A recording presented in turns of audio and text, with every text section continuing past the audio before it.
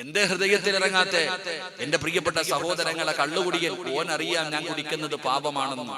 റസൂലുള്ളാഹി സ്വല്ലല്ലാഹു അലൈഹി വസല്ലമ തങ്ങൾ പറഞ്ഞു, ഒരു തുള്ളി കള്ള് തന്റെ തൊണ്ടയ്ക്ക് താഴെ ഇറങ്ങുന്നവൻ ഒരു കാലത്തും സ്വർഗത്തിലേക്ക് കടന്നു പോകില്ല എന്ന് മുത്തുനബി സ്വല്ലല്ലാഹു അലൈഹി വസല്ലമ തങ്ങൾ പഠിപ്പിക്കുമ്പോ ഇതറിയാത്തവനാ കുടിക്കണേ. ഹജ്ജിന് പോയ ഹാജിയാര് പലിശ കച്ചവടം നടത്തുന്നില്ലേ? എടാ, പലിശ കച്ചവടം നടത്തുന്നവൻ നബി സല്ലല്ലാഹു അലൈഹി വസല്ലമ തങ്ങൾ പറഞ്ഞു, പലിശ തിന്നുന്നവനും പലിശ കൊടുക്കുന്നവനും പരസ്യം സാക്ഷിക്കുന്നവനും എല്ലാരും തെറ്റുകാരെന്നല്ലേ പറഞ്ഞേ? എന്നിട്ടും പലിശ കച്ചവടം നടത്തുന്നവരില്ലേ? ലോട്ടറി എടുക്കാൻ പാടില്ല എന്ന് ദീൻ പഠിപ്പിക്കുന്നു.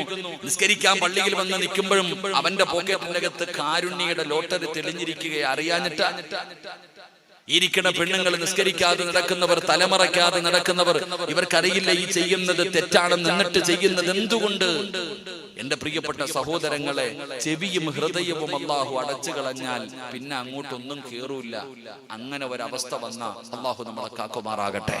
പേടിക്കണം സഹോദര, നമ്മൾ ഭയപ്പെടണം, നമ്മൾ വല്ലാതെ ചിന്തിക്കണം, നമ്മൾ പേടിക്കണം.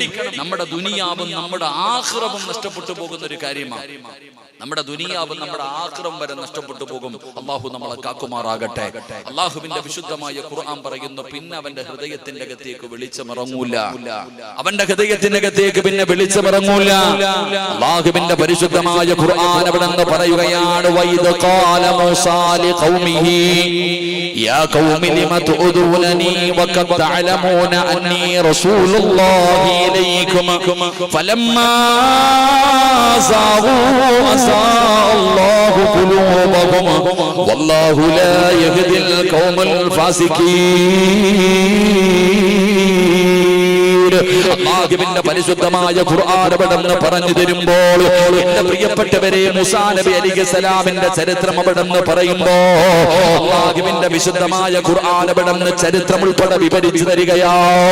അതുകൊണ്ട് എന്റെ പ്രിയപ്പെട്ടവരോട് ചോദിക്കട്ടെ, എന്തുകൊണ്ടാണ് അല്ലാഹുവിന്റെ പരിശുദ്ധമായ ഖുർആനിന്റെ ആയത്തുകൾ കേട്ടിട്ട് നിനക്ക് നന്നാകാൻ തോന്നുന്നില്ലെങ്കിൽ നീ പേടിക്കണം ബാപ്പാ, നീ ഭയപ്പെടണം ബാപ്പാ. എന്റെ പ്രിയപ്പെട്ട പെങ്ങളോട് പറയുന്നു, മരണവും നരകവും ഒക്കെ പറഞ്ഞിട്ട് നിന്റെ ജീവിതത്തിൽ മാറ്റം വരുന്നില്ലെങ്കിൽ നീ വല്ലാതെ പേടിക്കണം. ഖസറത് ദുനിയാ വൽ ആഖിറ. നിന്റെ ദുനിയാവും നിന്റെ ആഖിറവും നഷ്ടപ്പെട്ടുകൊണ്ടിരിക്കുകയാണ്. എന്റെ പ്രിയപ്പെട്ടവരെ, ഒരിക്കലും നന്നാകില്ലെന്ന് പറഞ്ഞു നടന്നവരെ നന്നാക്കിയത് ഖുർആനാ. ഒരിക്കലും നന്നാകില്ലെന്ന് പറഞ്ഞവര് പഠിച്ചവരെ മഹാനായ നബി മുഹമ്മദ് മുസ്തഫ സല്ലല്ലാഹു അലൈഹി വസല്ലമ തങ്ങളുടെ കൂടെ മസ്ജിദുൻ നബവിയിൽ അല്ലാഹുവിന്റെ പ്രവാചകന്റെ റൗള ശരീഫിനകത്ത് മുത്തുനബിയുടെ ചാരത്ത് കിടക്കുന്ന സ്വഹാബിയ മഹാനായ സയ്യിദുനാ ഉമർ ഇബ്നുൽ ഖത്താബ്. കാട്ടാളനായ ഖത്താബിന്റെ ചരിത്രം അറിയുമല്ലോ. ഉമർ ഇബ്നുൽ ഖത്താബ് റളിയല്ലാഹു തആല അൻഹു അന്ന് കുഞ്ഞുങ്ങൾ കിടന്ന് കരഞ്ഞാൽ, പാല് കുടിക്കുന്ന കുഞ്ഞുങ്ങൾ ഉറങ്ങാതെ കിടന്ന് കരഞ്ഞാൽ, ഉമ്മമാര് ഭക്ഷണം കൊടുക്കുമ്പോ കഴിക്കാതെ വന്ന അന്ന് ഉമ്മമാര് പറയുമായിരുന്നു, ഖത്താബിന്റെ മകൻ ഉമർ വരുന്നു എന്ന്. പാല് കുടിക്കുന്ന കുഞ്ഞുങ്ങളോട് പറഞ്ഞാൽ ആ കുട്ടികൾ പോലും പേടിച്ചവിടുന്ന് ഉറങ്ങുമായിരുന്നു. ആ കുട്ടികൾ പോലും പേടിച്ചു ഭക്ഷണം കഴിക്കുമായിരുന്നു. അതായിരുന്നു ഖത്താബിന്റെ മകൻ ഉമറിന്റെ ജീവിതം. അതാ എന്റെ പ്രിയപ്പെട്ട ചെറുപ്പക്കാരാ, ഉമർ ഇബ്നുൽ ഖത്താബ് റളിയല്ലാഹു തആല അൻഹു മുസ്ലിമായെന്ന് പറഞ്ഞപ്പോ, ഖത്താബിന്റെ മകൻ ഉമർ മുസ്ലിമായെന്ന് പറഞ്ഞപ്പോ, ഉമർ തങ്ങളുടെ അയൽവാസിയായ മനുഷ്യൻ പറഞ്ഞത് എന്തെന്നറിയോ? ഈ വീടിന്റെ മുന്നിൽ നിൽക്കുന്ന കഴുത മുസ്ലിമായെന്ന് പറഞ്ഞാ ഞാൻ വിശ്വസിക്കും. എന്റെ വീടിന്റെ മുറ്റത്ത് നിൽക്കുന്ന ഈ കഴുത മുസ്ലിമായെന്ന് പറഞ്ഞാ ഞാൻ വിശ്വസിക്കും. ഖത്താബിന്റെ മകൻ ഉമർ മുസ്ലിമായെന്ന് പറഞ്ഞാ ഞാൻ വിശ്വസിക്കുകയില്ല. കാരണം അത്രയും വലിയ കാട്ടാളനാണ്. ആ കാട്ടാളനായ ഉമർ ഇബ്നുൽ ഖത്താബ് റളിയല്ലാഹു തആല അൻഹുവിന്റെ ഹൃദയത്തിന്റെ അകത്ത് മാറ്റത്തിന്റെ വിപ്ലവം സൃഷ്ടിച്ചത് പരിശുദ്ധമായ ഖുർആനിലെ ഒറ്റ ഒരായത്താ. അല്ലാഹുവിന്റെ പ്രവാചകൻ സ്വല്ലല്ലാഹു അലൈഹി വസല്ലമ തങ്ങളുടെ തലയെടുക്കുന്നതിന് വേണ്ടി പോകുന്ന ഉമർ തങ്ങളുണ്ടല്ലോ. ആ ഉമർ തങ്ങളുടെ ഹൃദയത്തിന്റെ അകത്ത് അല്ലാഹുവിന്റെ പരിശുദ്ധമായ ഖുർആനിലെ ഒരൊറ്റ ആയത്ത് കേട്ടപ്പോ ആ കാട്ടാളനായ ഒരിക്കലും നേരെയാകില്ലെന്ന് കരുതിയ ഉമർ തങ്ങൾ പോലും അല്ലാഹുവിന്റെ ഖുർആനിന്റെ ഒരായത്ത് കേട്ടിട്ട് അവിടെ അല്ലാഹുവിന്റെ ദീനിലേക്ക് കടന്നു വന്നെന്ന് ചരിത്രം പറയുമ്പോ എന്തുകൊണ്ടാ നിനക്ക് ആ ബോധമില്ലാതെ പോയത്? ഉമർ മുസ്ലിമായിരുന്നില്ല. ആ ഉമർ തങ്ങളുടെ ഖുർആനിലെ ഒരായത്ത് കേട്ടിട്ട് മുസ്ലിമായതെങ്കിലും എന്റെ പ്രിയപ്പെട്ട ചെറുപ്പക്കാരാ, മോനെ നിന്റെ സ്വഭാവം നന്നാകാത്തത്, നിന്റെ മോശമായ സ്വഭാവങ്ങൾ മാറാത്തത് എന്താണ്? എന്റെ പ്രിയപ്പെട്ട പെങ്ങള്, എന്തുകൊണ്ട് നിന്റെ ജീവിതത്തിൽ മാറ്റം വരുത്താൻ കഴിയുന്നില്ല? അതുകൊണ്ട് എന്റെ പ്രിയപ്പെട്ടവരോട് ഞാൻ ഓർമ്മപ്പെടുത്തുകയാ, കളിയല്ല തമാശയല്ല, നിങ്ങൾ നിസാരമായി കാണല്ലേ. അല്ലാഹുവിന്റെ പരിശുദ്ധമായ ഖുർആനിന്റെ ആയത്തുകളെ നിങ്ങൾ അവഗണിക്കരുത്. ഖുർആൻ ഓതുന്നത് കേൾക്കുമ്പോ നിങ്ങൾ വല്ലാതെ ഭയപ്പെടണേ, നിങ്ങൾ വല്ലാതെ പേടിക്കണേ, നിങ്ങൾ വല്ലാതെ ചിന്തിക്കണേ. എന്റെ പ്രിയപ്പെട്ടവരോട് പറയുകയാണ്, പഠിച്ചവനെ, ഉമർ തങ്ങളുടെ ജീവിതത്തിൽ മാറ്റം വരുത്തിയത് ഖുർആനാണല്ലോ. ഒരുപാട് സ്വഹാബികളെ പടച്ച റബ്ബിന്റെ ദീനിലേക്ക് കൊണ്ടുവന്നത് പരിശുദ്ധമായ ഖുർആനായിരുന്നല്ലോ. എന്റെ പ്രിയപ്പെട്ട ചെറുപ്പക്കാരാ, അതുകൊണ്ട് ഇറച്ചി കോഴികളെ പോലെ വെറുതെ നടക്കാതെ അല്ലാഹുവിന്റെ പരിശുദ്ധമായ ഖുർആനിന്റെ ആയത്തുകൾ പഠിക്കണോ, അതിനെക്കുറിച്ച് ചിന്തിക്കണോ, അതിനെക്കുറിച്ച് മനസ്സിലാക്കാൻ തയ്യാറാകൂ. ഇല്ലെങ്കിൽ അല്ലാഹു നിന്റെ ഹൃദയം അങ്ങ് അടയ്ക്കുകയാ,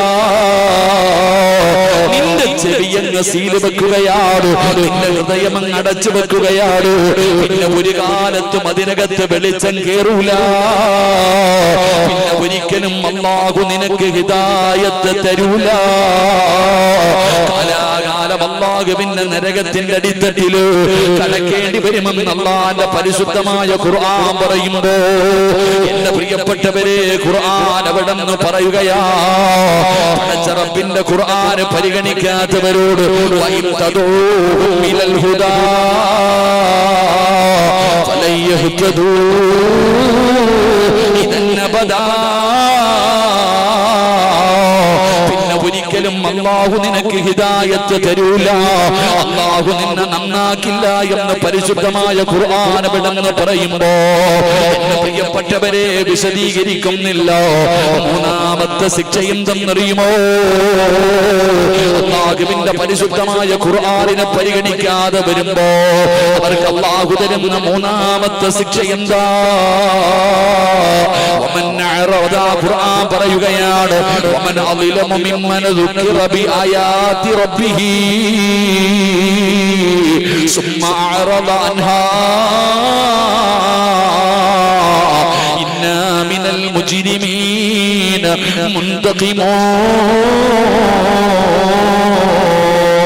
അല്ലാഹുവിന്റെ വിശുദ്ധമായ ഖുർആൻ അവിടെന്ന് പറയുകയാ, നിനക്ക് അല്ലാഹു കഠിനമായ ശിക്ഷയാണ് ഒരുക്കി വെച്ചിരിക്കുന്നത്. അല്ലാഹു നിനക്ക് ഒരുക്കി വെച്ചിട്ടുണ്ടോ? ഈ ഖുർആനിന്റെ ആയത്തുകൾ കേട്ടിട്ട് അതിന് നിസാരമായി തള്ളിയിട്ട് അവഗണിച്ച് നടക്കുന്നവന് നിന്നെ അല്ലാഹു വെറുതെ വിടില്ല. അല്ലാഹു നിന്നെ വെറുതെ വിടില്ല. പടച്ച റബ്ബ് നിനക്ക് ഒരുക്കി വെച്ചിട്ടുണ്ട്. അല്ലാഹുവിന്റെ ഭയാനകമായ ശിക്ഷകളുണ്ടല്ലോ, അല്ലാഹുവിന്റെ നരകമുണ്ടല്ലോ, നിനക്ക് അല്ലാഹു അത് ഒരുക്കി വെച്ചിരിക്കുകയാണ്.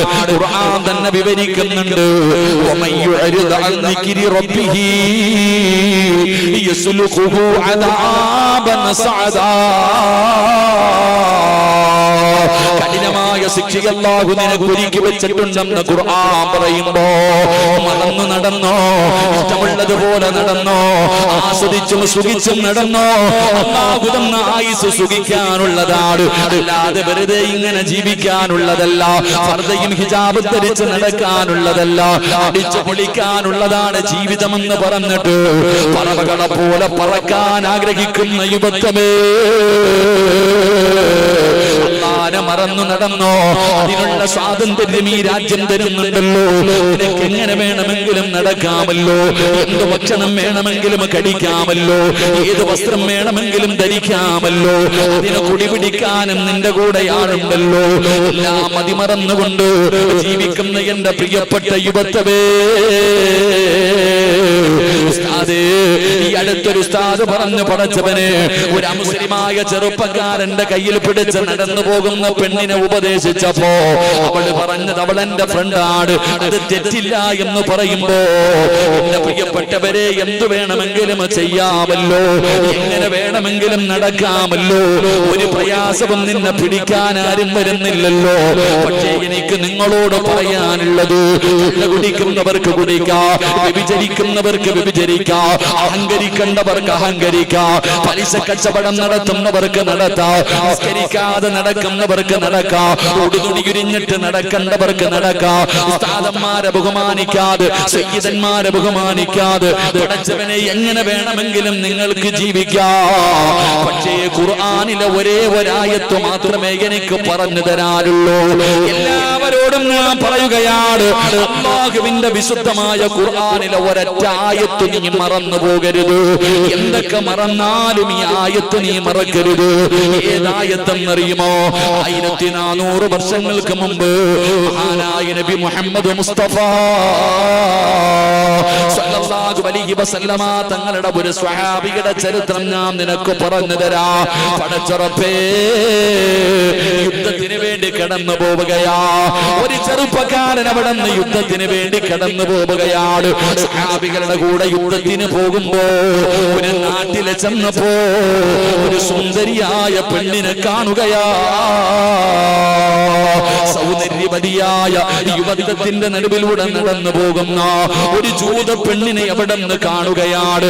ഈ ചെറുപ്പക്കാരൻ ആ പെണ്ണിനോട് വല്ലാത്ത പ്രണയമായി, ആ പെണ്ണിനോട് വല്ലാത്ത സ്നേഹമായി. പടച്ചവനെ, വിവാഹാലോചന നടത്തി തന്റെ ആഗ്രഹം പറഞ്ഞപ്പോ ആ ജൂത പെണ്ണ് പറഞ്ഞു, നീ മതം മാറി എന്റെ മതത്തിൽ വന്നാ നാം ഒരുമിച്ച് ജീവിക്കാം. ആ സ്വഹാബിയോട് പറയുകയാണ്, നീ മതം മാറിയിട്ട് എന്റെ മതം സ്വീകരിച്ചാൽ നമുക്ക് ഒരുമിച്ച് ജീവിക്കാം. പടച്ചവനെ, ആര് പറഞ്ഞിട്ടും കേൾക്കാതെ ആ ചെറുപ്പക്കാരൻ ആ പെണ്ണിനോടുള്ള പ്രണയത്തിന്റെ പേരിൽ അവിടുന്ന് മതം മാറുകയാണ്. എന്റെ പ്രിയപ്പെട്ടവരെ, അങ്ങനെ പരസ്പരം വിവാഹം കഴിച്ച് സന്തോഷത്തോടെ ജീവിക്കുകയാ. ഒരുപാട് കാലം കഴിഞ്ഞു. അല്ലാഹുവേ, അന്ന് യുദ്ധത്തിന് പോയ ഒരു സ്വഹാബിയ നാട്ടിലൂടെ പോവുകയാണ്. അന്ന് യുദ്ധത്തിന് പോയ ഇവന്റെ കൂടെ യുദ്ധത്തിന് പോയ സ്വഹാബികളിൽ ഒരു ചെറുപ്പക്കാരൻ ആ നാട്ടിലൂടെ പോകുമ്പോ അല്ലാഹുവേ, ഈ ചെറുപ്പക്കാരനെ കുറിച്ച് അവിടെ നിന്ന് ചിന്തിക്കുകയാ. പണ്ട് ഞങ്ങളുടെ കൂടെ വന്നിട്ടൊരു പെണ്ണിനെ കണ്ടപ്പോ മതം വലിച്ചെറിഞ്ഞവനാണല്ലോ. ആ ചെറുപ്പക്കാരനെ തെരഞ്ഞ് കണ്ടുപിടിക്കുകയാണ്. എന്നിട്ട് അടുത്ത് ചെന്നിട്ട് ചോദിച്ചു, നീ അല്ലാഹുവേ, നീ പരിശുദ്ധമായ ഖുർആൻ മുഴുവനും കാണാതെ പഠിച്ചവനായിരുന്നല്ലോ, നീ ഹാഫിളായിരുന്നല്ലോ, സാധാരണ ആളായിരുന്നില്ല ചെറുപ്പക്കാരാ. അല്ലാഹുവിന്റെ പരിശുദ്ധമായ ഖുർആനിന്റെ 114 അധ്യായങ്ങൾ കാണാതെ പഠിച്ച ഹാഫിളാ. ആ ഹാഫിളാണ് പടച്ചവനെ മതം മാറി പെണ്ണ് കെട്ടിയത്. ആ ചെറുപ്പക്കാരനോട് ചോദിച്ചു, അല്ലാഹുവിന്റെ ഖുർആനിലെ എന്തെങ്കിലും നിനക്ക് ഓർമ്മയുണ്ടോ? അല്ലാഹുവിന്റെ വിശുദ്ധമായ ഖുർആനിലെ എന്തെങ്കിലും നിനക്ക് ഓർമ്മയുണ്ടോ? അപ്പോഴാണ് ആ ചെറുപ്പക്കാരൻ പറഞ്ഞത്, എല്ലാം മറന്നുപോയി, ഖുർആനിലെ എല്ലാ ആയത്തുകളും ഞാൻ മറന്നുപോയി.